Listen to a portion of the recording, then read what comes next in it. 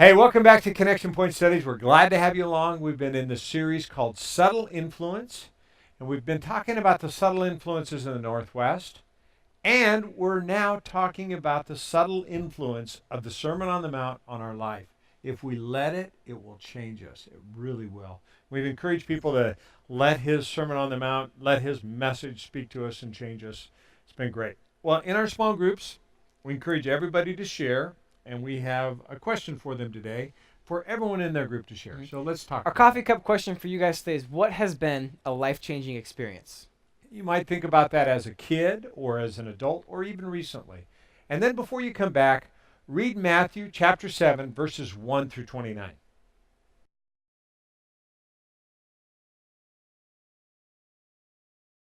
Okay, Jason, for you, life-changing experience for you? What would you say? I remember very vividly the night when my dad had a seizure or spasm-induced seizure, fell and hit his head and was thrown in the hospital for I a remember long that time. too. A long time. And that was life-changing. That was yep. Yeah. It was life-changing. Yeah. Yeah, there's a lot of different kind of life-changing experiences. Sometimes it's changing your lifestyle, like eating differently, exercising differently. Sometimes it's spiritual change. Sometimes it's when somebody else that happens. And hopefully you had a chance to share your life-changing experience. It'd be fun to listen to some of them. But hopefully also through this process, you're allowing the Spirit to change you through the message of the Sermon on the Mount. And that's what we've been studying. You've read the last section on the Sermon on the Mount. We want to get right into it. So let's give them a question. Our first question is, who are we supposed to focus on first?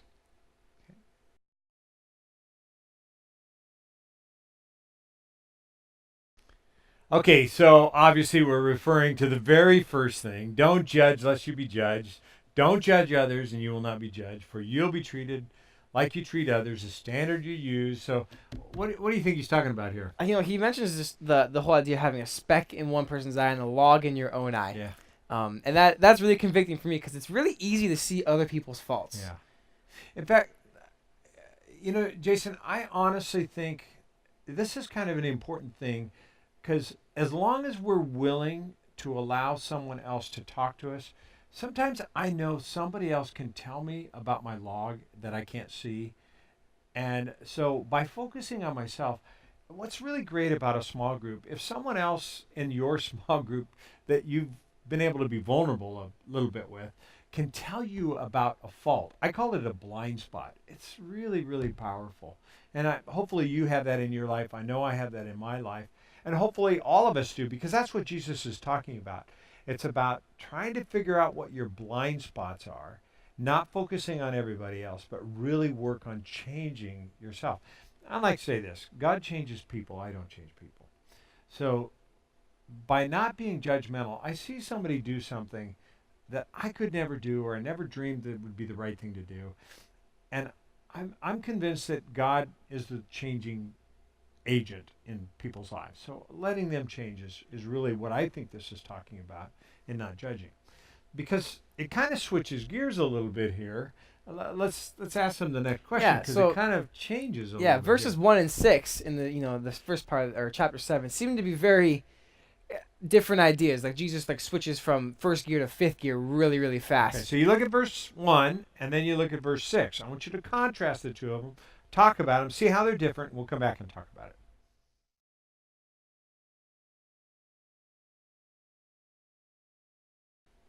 All right, Jason, when we look at verses 1 through 6, I would be interested to see how some of the small group answer this, because this is hard to look at. Because if you look at verse 6, it sounds like you're judging people as being unholy, right?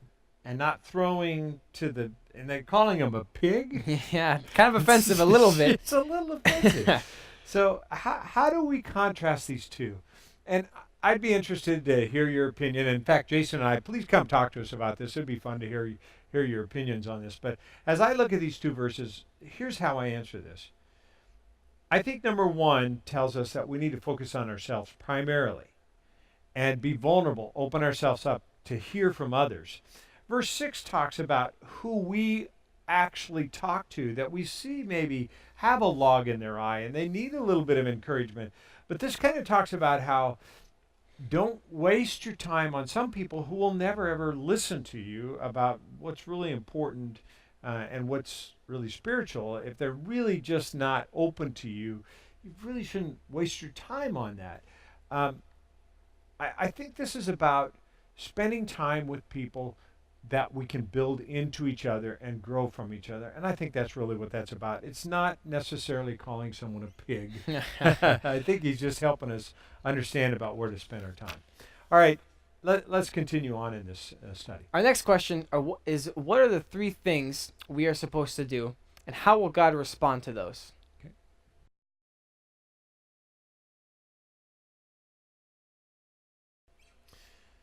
Jason, as we look at these verses, it talks about keep on asking. This is going to be really quick. They're going to be right back on here. Keep asking, keep knocking, and keep seeking.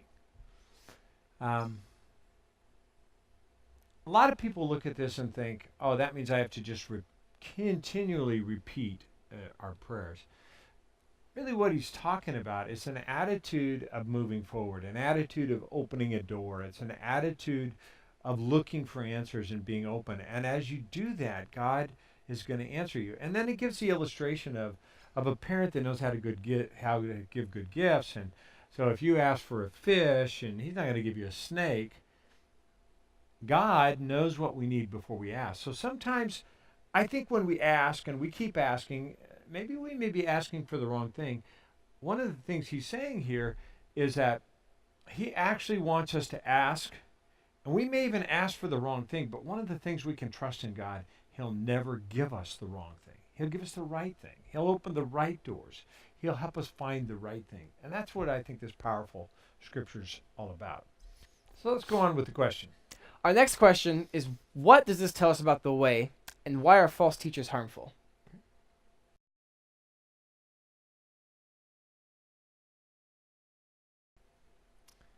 Okay, obviously they dug in here and they looked at this. We'll just read it here. It says, there's a narrow gate, and the highway to hell is broad, and his gate is wide for those who choose that way. The gateway to life is very narrow, and the road is difficult. So it's interesting. Now, I do think there's some wide places in the road. I think there's some times when there's a lot of wideness, but there's some tough spots in our road that we have. Don't you think? Oh, absolutely. And the way to God is narrow. It's Jesus' words. And the highway to hell is wide open. It's kind of just the simple truth. Yeah, you could stumble through the highway to hell, Yep. but you look and you pursue the gate that God has given us. And really the gate is Jesus Christ. He stands there. He's the answer. He's the way. He's the gate. And Jesus said, I am all of those things. And the problem is we go right by him and head the wrong way sometimes. And I think we have to remember that. Yeah, a part of us missing the narrow path is this idea of false teachers too, where sometimes people who will come up and they seem very influential, they seem right, or they may seem very confident in what they have to say, but they're actually wrong. Like they're contradicting what Jesus says about this narrow path, the hard way, the difficult road, where they just say, hey, life should be all fun and games following God and stuff, and they really do pull us away from this narrow path towards God. And I would say that in the Northwest we have more than ever before a very in the Northwest we have this create your own religion attitude. I can make God into whatever I want him to be, and Jesus is saying a very different thing when he says, no, you know what, there really is only one way. There really is a narrow way, and it is a tough way, and come follow me. And really that's what it's talking about. We have one more question for you to follow up on. Yeah, our next question is, what does Jesus say about people, and what kind of person will make it into the kingdom of heaven?